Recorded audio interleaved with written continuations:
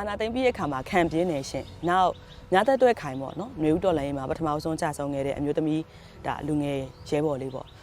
သူတို့ခေါင်းကိုပြစ်တက်ခံရပြီးတဲ့အချိန်မှာစိတ်မကောင်းနောက်ထပ်ကျမရဲ့နောက်ထပ်စိတ်မကောင်းတဲ့စိတ်ဒဏ်ရာတစ်ခုကမန္တလေးကကျယ်စင်ဆိုတဲ့ညီမလေးပေါ့နော်သူတို့တွေအဲ့လိုမျိုးမတရားလက်လွတ်တပ်ပလိုက်တာကိုမြင်ရတဲ့ခါမှာကျမအဆင်မပြေဘူးအဲ့တော့ကိုဘာလုံနိုင်မလဲဆိုပြီးကိုယ့်ရဲ့လုံနိုင်ခွင့်ကိုစောင့်ဆိုင်နေတယ်ကိုယ်တိုင်လည်းငြင်းညမ်းစွာဆန္ဒပြရခဲ့မှာပါခဲ့တယ်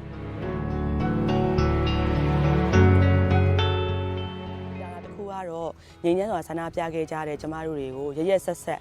တကယ်ကိုရက်ဆက်ဆက်ဆိုတဲ့စကားလုံးကနဲသေးတယ်ပေါ့နော်တကယ်ကြီးကိုရက်ဆက်ဆက်ချိန်မုန်းခဲ့ကြတဲ့သူတွေကိုငါတို့ဟာသူတို့နားလေတဲ့ဘာသာစကားဖြစ်တဲ့လက်နက်နဲ့ပဲပြန်တိုက်ခိုက်ကြမယ်ဆိုပြီးတော့ဆုံးဖြတ်လိုက်တဲ့အတွက်ဒီတောင်ပေါ်ကလည်းမပြန်တော့ဘူးလက်နက်ကင်တော်လှန်ရေးကိုပဲခြေစုံပစ်ဝင်ဖို့ဆုံးဖြတ်ခဲ့တာပါ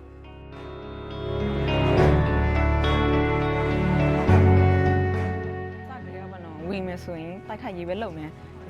ကြိုပြီးအဲ့လိုမျိုးကြိုစဉ်းစားထားပြီးသားပေါ့နော်ကြိုစဉ်းစားထားပြီးအဲကြောင့်မလို့ဟို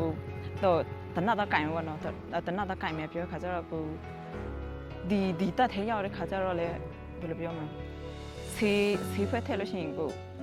တော်လည်းမလုပ်ဘူးအဲ့လိုစဉ်းစားထားတော့ပေါ့နော်တော်လည်းမလုပ်ဘူးဆေးဖက်တာဒါမှမဟုတ်ယုံပိုင်းတွေပေါ့နော်ယုံပိုင်းတွေရှိတဲ့ခါကျတော့တိုက်ခိုက်ရေးပဲလုပ်ပေါ့နော်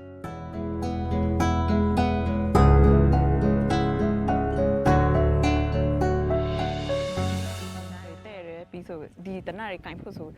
နန်းနေတော့စောက်ခဲ့ရပါတော့ကိုဆရာတို့ဆိုမင်းကလေးဆိုတက်ခိုက်ရေးမေးဆို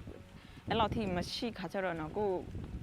ဒီရှေ့တန်းမှာဆိုလဲမော်နီကာတယောက်ပဲရှိတော့ဒီရှေ့တန်းဂင်းတွေမှာဆိုလဲဟိုဖြစ်နိုင်ပါမလားပေါ့နော်သူတို့အဲ့လိုတွေးခါကြကိုလည်းကိုရန်လှုပ်ချင်တဲ့ဟာပေါ့နော်ကို